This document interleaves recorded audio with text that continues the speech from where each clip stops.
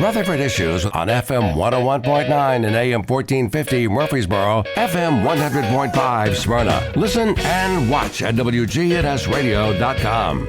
I'm Scott Walker sitting in for Brian this week, and this morning we have on the air with us today in studio Catherine Birdsong with Nurses for Newborns. How are you this morning? I'm good. How are you? I'm good. So what is Nurses for Newborns? Nurses for Newborns is a free home visitation program that partners with families to ensure that babies and moms or their caregivers are strong, confident. And how do families get picked to be a part of this? Yes, so we do have a referral program that's available online. So if there is any form of professional referral to us, we then assess the need and get our families connected. And so what are some of the first steps once that nurse is there meeting with the family? Sure. So we are going to come in and we're going to weigh baby, we're going to measure baby, we're going to do mental health screenings on mom, we're going to assess the environment and make sure that the home is set up safely for both to succeed. And what happens if the home is not set up safe? I mean, what do you do in those occasions? Yeah, we're going to look to find what that family needs. If it's something that we can provide, like a pack and play or a stroller or car seat, we will provide those things.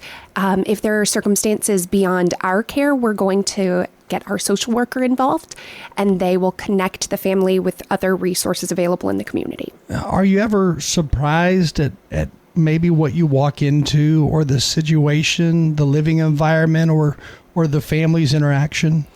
Yes, there are definitely, I will say our nurses have the best hearts in all the world because they see such a wide range of living circumstances, and we are going to do everything we can to support our families and to specifically support baby and mom.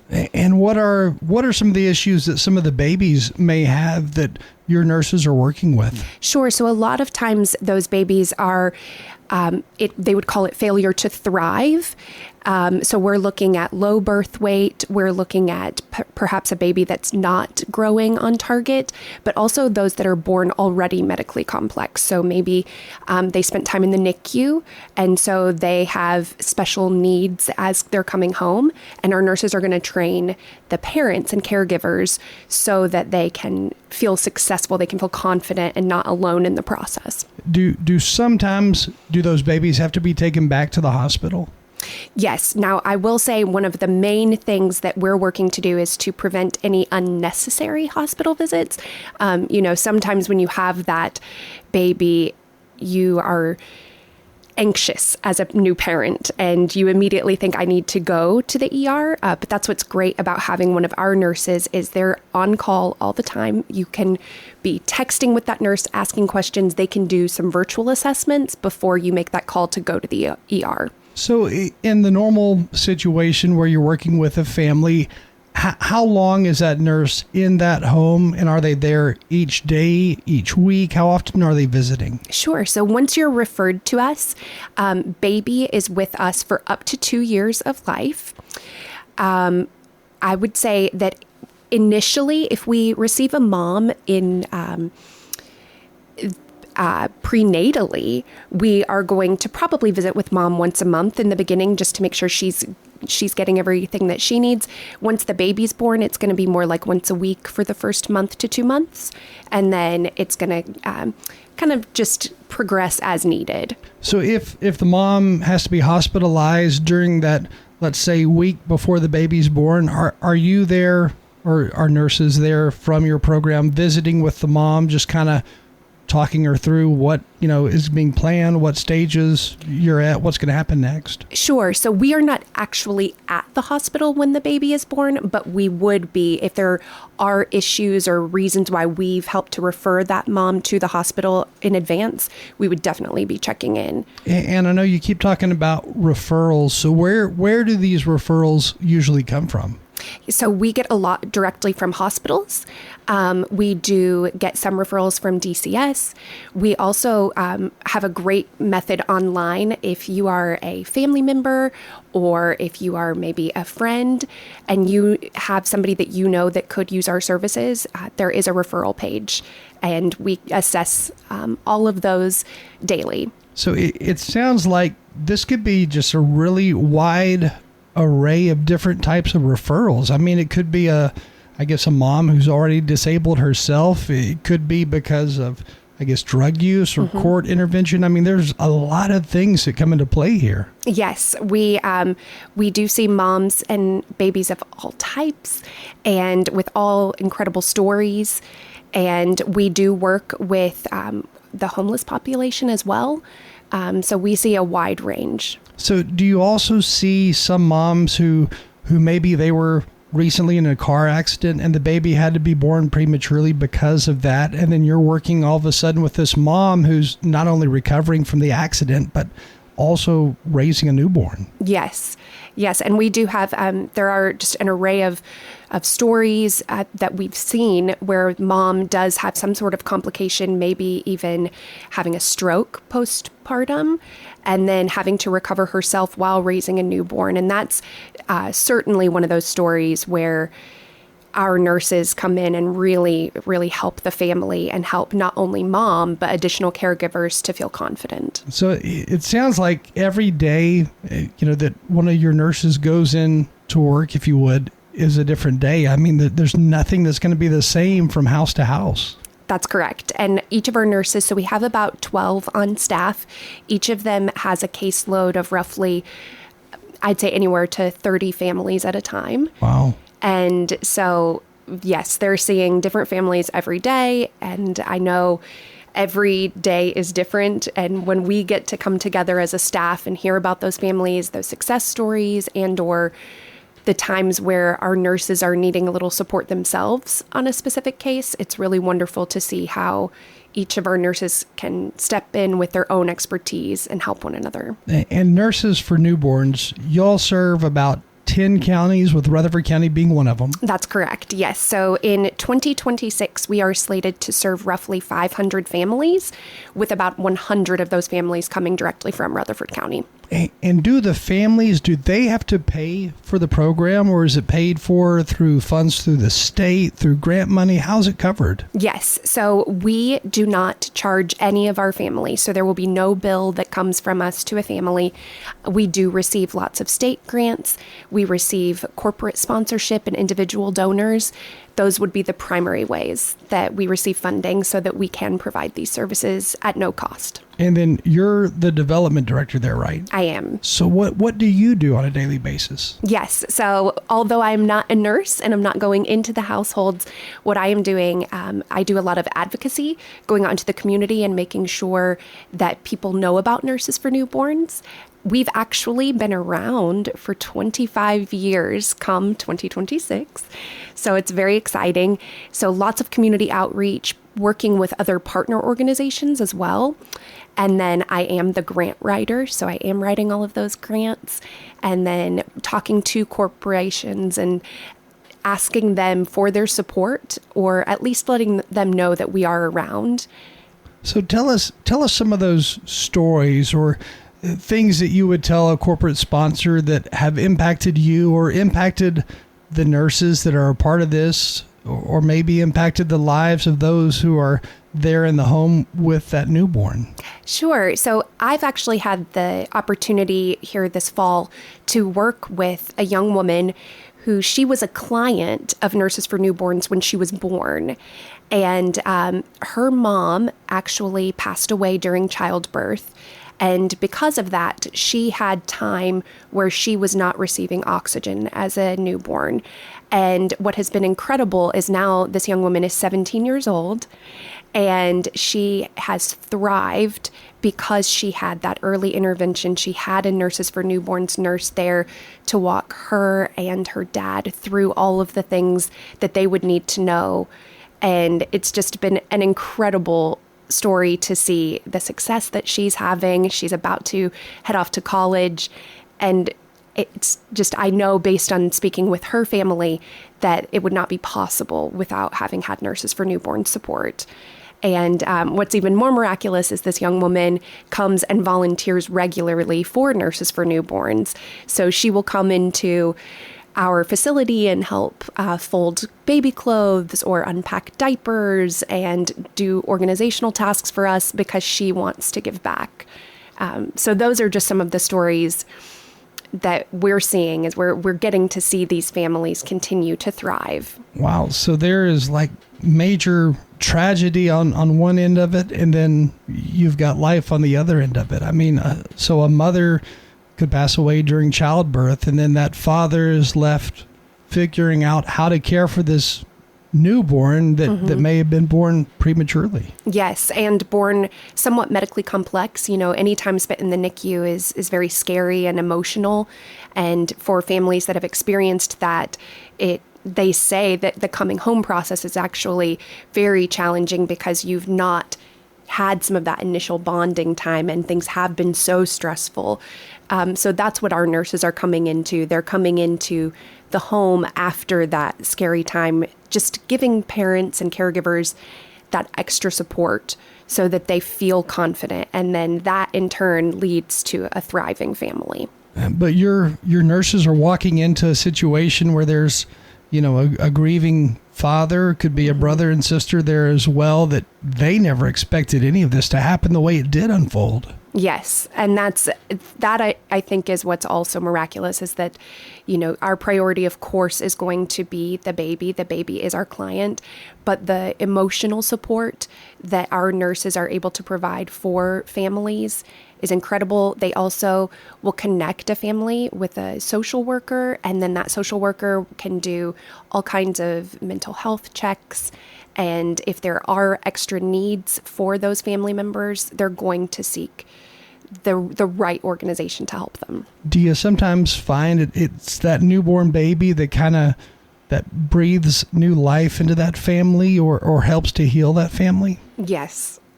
I mean, everyone will say that there's nothing like the opportunity to hold a baby or to be around a baby. And that's so true in this case. And specifically in all of our families, you can see the love, and our nurses get incredibly attached to the families that they care for. And it's often hard, as they explain, to graduate, quote unquote. But you're with those families for 2 years. Up to 2 years, yes. So it's wonderful to see the changes and to sometimes even meet a sibling. Mom and dad may have another child during that time. So our nurse could be with that family for up to 4 years, honestly. So outside of the situation where the mom dies during giving birth, during that portion of having a baby, what are some of the other things that these families are up against? And are they often, just a single parent household, or are there usually both a mom and dad there? So we do see a lot of single household families. We also see a lot of situations where there are multiple families living within one house. We see a lot of circumstances, whether it's families that are receiving additional benefits through the state. So specifically, we've seen a lot of things this fall, as many other nonprofits have, in regard to our families that receive SNAP benefits. We do see a lot of things with insecure housing, and we are working to help those families get connected with the right organizations to help them stay in safe housing where they are. So we do see a lot of circumstances. Now, when you mention homeless, what is that living atmosphere that they're living in? Because, obviously you can't raise a medically fragile newborn on the street. So what are they doing? Yes. So sometimes we are partnering with other organizations that have perhaps taken in mom and baby. And so we are going into those organizations to help make sure that the baby and mom have care. But we do follow baby. So wherever they are, our nurses are going. And so that has sometimes been finding where they are in a specific shelter, or sometimes it's giving care in a parking lot. Wow. And I guess DCS also could get involved, and they could place that child into a foster home of some sort for a temporary time period too. Yes, and what is unique about us is because we are an in-home visiting nursing program, we are truly following the child. So there have been instances where our nurse is perhaps the most consistent person that child has seen in their life, because we will go with the child, whether that is to a foster family or whether that's to another family member and then back to mom. We are the ones that are following that child. So that is a really unique way for there to be a point person to know what care that baby has received and when. So, I mean, obviously there's some situations that these nurses, they put themselves, I guess, in the middle of that are pretty dangerous at times. I mean, you've got drugs and alcohol mixed into the picture. I mean, there's just a lot they're up against. Yes. And our nurses, I'm sure if one of them was here to be able to tell you some of those specific things, they have seen a lot, and like I said earlier, their hearts are just amazing. These women and men have just really done incredible work. That would be a tough job to have. I mean, because if your heart is truly in it, to go through that, to see that, to be with a medically fragile child that you're teaching a newborn mom, sometimes it's never been a mom before, how to raise this newborn. I mean, that's just a really tough predicament. It is. And that's why a lot of times our referrals do come from the hospital, because, a nurse in the hospital may spend just, 48 hours with a mom and baby and still feel that family needs additional support and concern for that family. And that's where our nurses are able to step in and fill that gap. But certainly, again, because they see firsthand what is happening in a family's home, it definitely makes that connection that much stronger. So if somebody listening would like to learn more about all of this or would like to get involved in some way, how can they do that? Absolutely. So our website is going to be the number one place for additional information about us. So that is nursesfornewborns.org. I will let you know we also have a St. Louis location. So just make sure you're clicking on the information that says Nurses for Newborns of Tennessee. There is that referral page, which is a great way to get to know a little bit more about the process and how to receive our services. But then if you are just wanting to come and either volunteer with us, there are volunteer opportunities posted, and there's a way to get on an email list for those. But then one of the things that we've launched this fall that's of great importance to us is actually our community of care. It is called The Nest. It's a donor community that provides steady and life-changing support for families in Middle Tennessee. And members of The Nest help fund the nurses by giving a monthly donation. And so that monthly support just makes sure that we can sustain our work and our mission. And we have tons of tiers starting as low as $10 a month. And it's just incredible to know that even $10 a month can provide newborn care kits like diapers, thermometers, swaddles for multiple families. So your giving is a great way to give back to our families.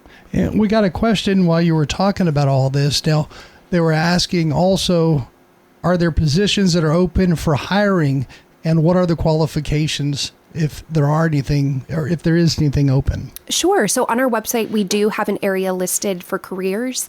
Right now, we are looking to hire some new nurses. So we do require that everyone is an RN. And there is some requirements as far as the type of nursing. So having had some experience in the NICU, I believe, is one of our top priorities for our nurses. And then as we have additional opportunities for operational staff, those will also be posted on our website. So it's a great place to just keep that in mind. Sounds good. Again, Catherine Birdsong with us today, the Development Director for Nurses for Newborns. And once more, tell us how to find out more online. Yes. So if you want to go to our website, that is nursesfornewborns.org. Easy enough. And as we close this morning, is there anything coming up or any events coming up that folks should know about? Absolutely. So I did mention that we will be celebrating 25 years in the year 2026.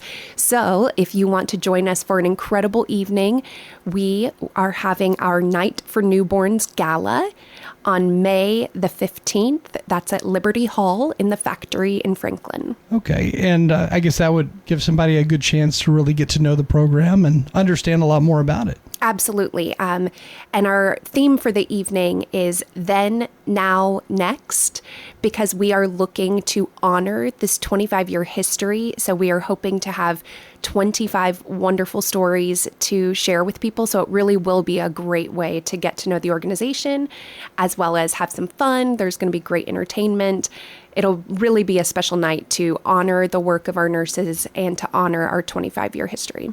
And during that event, will perhaps some of those who were born into the program, will they speak about things that changed their life? That's our hope. So we are hoping to be able to connect with some of these families and let them tell their story firsthand. And I think it's going to be a really emotional and beautiful evening. Catherine Birdsong with us today with Nurses for Newborns. Thanks for joining us. Thank you so much.